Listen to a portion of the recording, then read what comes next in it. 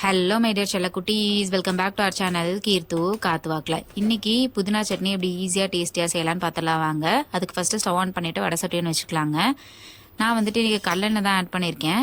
1 table spoon அளவுக்கு add பண்ணியிருக்கேன். நீங்களும் எந்த எண்ணெயாக இருந்தாலும் கம்மியாக ஆட் பண்ணிக்கோங்க.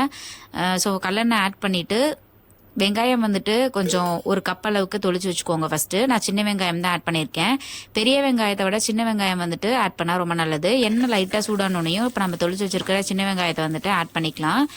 ஆட் பண்ணிவிட்டு அதை நல்லா கலந்து விடுங்க. அந்த எண்ணெயில் நல்லா கலந்து விடுங்க. ஸோ கலந்து விட்டு அது லைட்டாக வந்துட்டு கலர் சேஞ்ச் ஆனாலே போதும். ரொம்ப வணங்கணும் அப்படின்னு அவசியம் கிடையாது. அதனால ஓரளவுக்கு நல்லா வந்து கலந்து விட்டுக்கலாங்க. கலந்து விட்டுட்டு அடுத்ததான் நான் என்னென்ன பொருள் தேவையானது அப்படின்னு சொல்லிட்டு உங்களுக்கு நான் வந்து போட்டிருக்கேன். நீங்கள் வந்து அதை ஒன்ஸ் வந்து பாஸ் பண்ணிவிட்டு கூட அதெல்லாம் ரெடி பண்ணிக்கோங்க. புதினா, கடலை, புளி கொஞ்சமாக தேவை, உப்பு, அதுக்கப்புறமா தக்காளி, தேங்காய் கொஞ்சமாக தேவை, இஞ்சியும் போடலாம், பூண்டும் போடலாம். இதெல்லாம் தான் தேவை. ஸோ வந்து இதெல்லாம் ஃபஸ்ட் ரெடியாக எடுத்து வச்சுக்கோங்க. எடுத்து வச்ச பின்னாடி நம்ம இப்போ வந்து வெங்காயம் ஓரளவுக்கு நல்லா வந்துட்டு வணங்கிருச்சு ஓரளவுக்கு. அதுக்கப்புறமா நம்ம வந்து தக்காளி வந்து ஆட் பண்ணிக்கிறோம். தக்காளி வந்து நான் இன்றைக்கி ஒரு 2 தக்காளி மீடியம் சைஸில் ஆட் பண்ணியிருக்கேன். ஸோ நீங்களும் வந்துட்டு தக்காளி வந்து ஆட் பண்ணிக்கோங்க. ஆட் பண்ணிவிட்டு அதையும் நல்லா கலந்து விடுங்க. ஓரளவுக்கு தக்காளி வணங்கினா போதும்.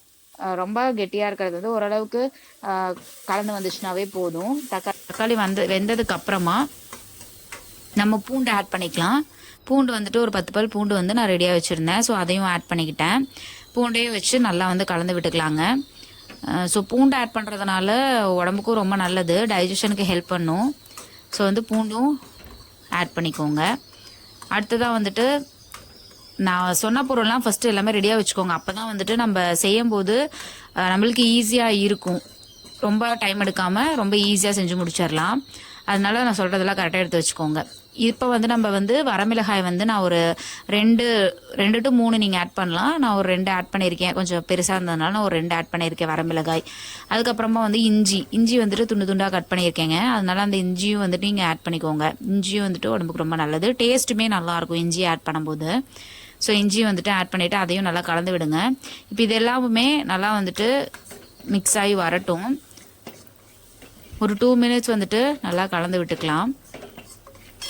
அதாவது புதினாவை பொறுத்த வரைக்கும் இன்னொன்று என்னென்னா, நீங்கள் வந்துட்டு போட்டோன்னையும் வந்து கொஞ்ச நேரம் வந்து இது பண்ண விடணும்.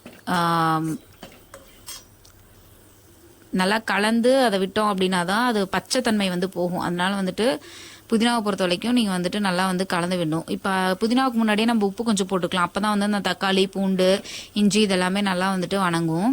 அதனால் லைட்டாக வந்து உப்பை ஆட் பண்ணிக்கலாம். அப்புறம் பத்தலைனா கூட நம்ம டேஸ்ட் பார்த்துட்டு போட்டுக்கலாம். அதனால் வந்து உப்பு ஆட் பண்ணிக்கலாங்க. அதுக்கப்புறமா கடலை நம்ம வந்து பொட்டுக்கடலை எடுத்து வச்சுருப்போங்க, அதை வந்துட்டு ஆட் பண்ணிக்கலாங்க. பொட்டுக்கடலை கொஞ்சமாக ஆட் பண்ணால் போதும். ஏன்னா நம்ம வந்து அடுத்தது தேங்காயும் ஆட் பண்ண போகிறோம். அதனால் பொட்டுக்கடலை வந்து ஓரளவுக்கு ஆட் பண்ணால் போதும். இப்போ புளியும் ஆட் பண்ணிக்கலாம். புளி வந்துட்டு எதுக்கு ஆட் பண்ணுறோம் அப்படின்னா கெடாமல் இருக்கும். இப்போ இன்கேஸ் நீங்கள் நைட்டுக்கு வந்து ஒரு 6 o'clock அந்த மாதிரியே செஞ்சு வச்சுறீங்கன்ற பட்சத்தில் புளியெல்லாம் நம்ம வந்து போட்டோம் அப்படின்னா கெடாது. அதுக்காக புளி ஆட் பண்ணிக்கிறோம். ரொம்ப வேண்டாம், லைட்டாக ஆட் பண்ணிக்கலாம். இப்போ வந்து புதினா வந்துட்டு கைப்பொடி வந்து நான் வந்து ஒரு 4 பேத்துக்கு செய்கிறதுனால இவ்வளோ ஆட் பண்ணியிருக்கேன். நீங்களும் வந்துட்டு புதினா உங்களுக்கு தகுந்தாப்பில் நீங்கள் ஆட் பண்ணிக்கோங்க. புதினாவை பொறுத்த வரைக்கும் நீங்கள் வந்துட்டு கொத்தமல்லி வந்து நீ லைட்டாக வணங்கி விட்டாலே சீக்கிரமாக வணங்கிடும். பட் புதினா வந்து அந்த பச்சை வாசம் போகாது. அதனால வந்துட்டு புதினா ஆட் பண்ணி வந்து நல்லா கலந்து விடுங்க. அந்த பச்சை வாசம் வந்து போகிற அளவுக்கு நல்லா வந்துட்டு கலந்து விடணும். கலந்து விட்டுட்டு ஒரு 2 மினிட்ஸ் வந்துட்டு வெயிட் பண்ணுங்கள். அது நல்லா பச்சை வாசம் போனதுக்கு அப்புறமா தான் நீங்கள் வந்துட்டு சட்னிக்கு ரெடி பண்ண முடியும். அதனால அப்போ தான் நல்லாவும் இருக்கும். இல்லைனா அது ஒரு மாதிரி பச்சை வாசம் அடிக்கும். அதனால நல்லா வந்துட்டு கலந்து விட்டுட்டே இருக்கலாங்க. இப்போ பார்த்தீங்கன்னா தெரியும், ஓரளவுக்கு புதினா வந்துட்டு நல்லாவே கலர் சேஞ்ச் ஆகி இதாகிடுச்சு. அடுத்ததாக வந்துட்டு தேங்காய் வந்து நம்ம ஆட் பண்ணிக்கலாம். தேங்காய் வந்துட்டு ஆட் பண்ணிவிட்டு அதையும் நல்லா கலந்து விட்டுக்கலாங்க. இப்போ ஒரு 1 to 2 நிமிஷம் வந்துட்டு நல்லா அந்த ஃப்ளேம்லேயே இருந்தாலே போதும்.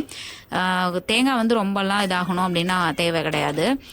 ஸோ ஓரளவுக்கு இந்த அளவுக்கு நம்ம நல்லா கலந்து விட்டுக்கலாம். ஒரு 2 to 3 மினிட்ஸ் கூட நீங்கள் வந்துட்டு நல்லா கலந்து விட்டுக்கோங்க. ஸோ இப்போ வந்துட்டு நம்ம ஆற வச்சுட்டு அடுத்ததாக இந்த மாதிரி ஜாரில் வந்துட்டு போட்டுட்டு லைட்டாக தண்ணி ஊற்றி ஃபஸ்ட்டு அடிச்சுக்கலாம். நீங்கள் ஸ்டார்டிங்லேயே ரொம்ப அதிகமாக தண்ணி ஊற்றினீங்கன்னா ஒழுங்காக வந்துட்டு அரைப்பட்டு வராது. அதனால ஃபஸ்ட்டு கொஞ்சமாக தண்ணி ஊற்றி நல்லா வந்துட்டு அரைச்சிக்கலாங்க. அரைச்சாச்சு. இப்போ பாருங்கள், நம்மளுக்கு கெட்டியாக சூப்பராக வந்து புதினா சட்னி வந்துட்டு ரெடி ஆகிடுச்சு. இது வந்து இட்லி தோசை சாப்பாட்டுக்கு கூட வந்துட்டு பிணைஞ்சு சாப்பிட்டோம் அப்படின்னா அவ்வளோ சூப்பராக இருக்கும். டேஸ்ட்டு வந்து அள்ளும், உடம்புக்கும் ரொம்ப ரொம்ப ரொம்ப நல்லது. நீங்கள் வந்து ஒரு முறையாவது இந்த மாதிரி ட்ரை பண்ணி பாருங்கள்.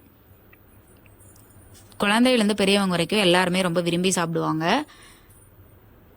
ஸோ கண்டிப்பாக ட்ரை பண்ணி பாருங்கள். நாம் இன்றைக்கி இதை எதோட காம்போ பண்ணியிருக்கோன்னா தோசை கூட தான் காம்போ பண்ணியிருக்கோம். அப்படியே ஒரு நெய் தோசையை ஊற்றி இந்த சட்னியை சைடில் வச்சு தொட்டு சாப்பிட்டோம் அப்படின்னா சொர்க்கம்தான். நீங்கள் ட்ரை பண்ணி பார்த்துட்டு எப்படி இருக்குன்னு சொல்லிட்டு கமெண்ட் செக்ஷனில் சொல்லுங்கள். அப்படியே நம்ம சேனலுக்கு சப்ஸ்கிரைப் பண்ணிடுங்க.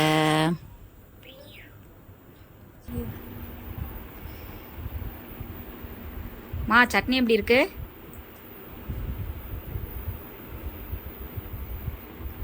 அடிப்போலி. நம்ம சேனலுக்கு சப்ஸ்கிரைப் பண்ணிடுங்க. Ta-ta by.